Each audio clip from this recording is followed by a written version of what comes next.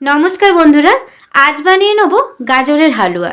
শীতকালে এই রেসিপিটা খেতে কিন্তু দারুণ লাগে।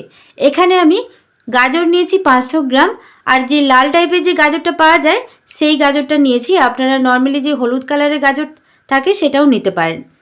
এটা আমি ভালো করে ধুয়ে নেব। এখানে একটা গ্রেটার নিয়েছি, ছোট ছিদ্র যে গ্রেটারটা হয় সেটা দিয়ে গাজরগুলোকে আমি সব গ্রেট করে নেব। রেসিপিটা দেখতে থাকুন, বানানো একদম সহজ, খেতে কিন্তু দারুণ স্বাদের হয়। সব গাজরটা আমি গ্রেট করে নিচ্ছি। এখানে আমার সব গাজরগুলো গ্রেট হয়ে গেছে, একটা পাত্রে আমি তুলে নিয়েছি। গ্যাসের মধ্যে একটা কড়াই বসিয়েছি, গ্রেট করা গাজরটা আমি দিয়ে দেবো। আর দিয়ে দেবো 2 চামচ ভরে ভরে ঘি দিলাম। 2 চামচ দিলাম, আপনারা বাড়িয়েও নিতে পারেন।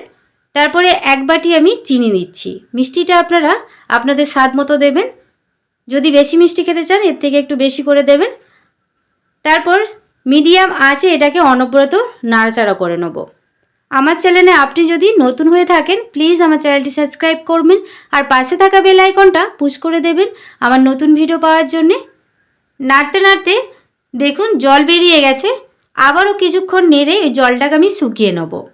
ফেসবুক পেজ থেকে যদি দেখে থাকেন প্লিজ আমার ফেসবুক পেজটা ফলো করে দেবেন।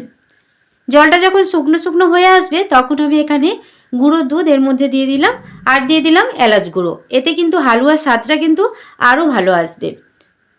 আবারও মিডিয়াম আঁচে ভালো করে গাজরের সাথে দুধটাকে আমি ভালো করে মিশিয়ে নিচ্ছি।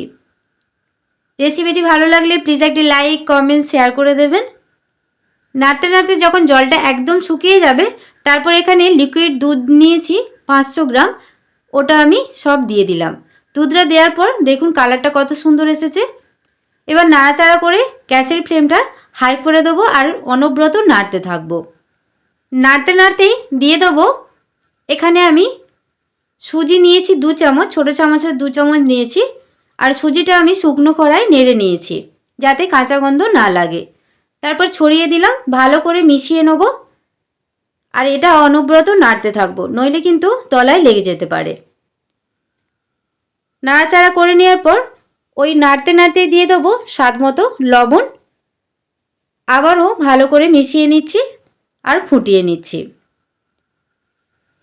কিছুক্ষণ নাড়াচাড়া করে নেওয়ার পর এরকম যখন আঠালো ভাব হয়ে যাবে, জলটা শুকিয়ে শুকিয়ে যাবে, এবার গ্যাসের ফ্লেমটা আমি অফ করে দেবো।